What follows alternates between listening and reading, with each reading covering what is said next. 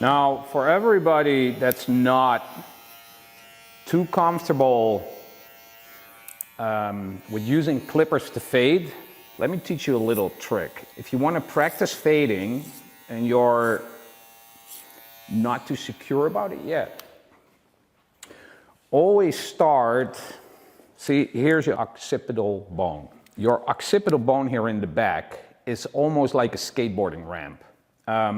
If you want to practice fading, I would not recommend to start on the side, because then you really gotta like master your flip to get out, like that fading movement. If you want to practice that flip, try practicing it right under that occipital bone, right? Because every kid out there that has been like 13 or 14 and owned a BMX bike or a skateboard or snowboarding, whatever. You know, we all try to put a plank on a couple of bricks, you go over it, there's two things you can do. You can either be scared, you know, and you go over it like this and you fall over the ramp, or you loosen up and you jump with the ramp.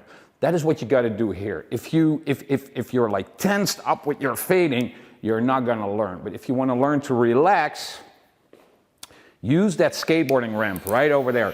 Because especially with the guard, and you can use a 3 or a 4 for practicing, yeah? This here, that occipital bone is literally going to catapult you out of the haircut, yeah? The moment you loosen up. And there is a thing about the occipital bone, you cannot go too short under the occipital bone. You can only mess up a haircut if you go too short over the occipital bone, because it'll stick out.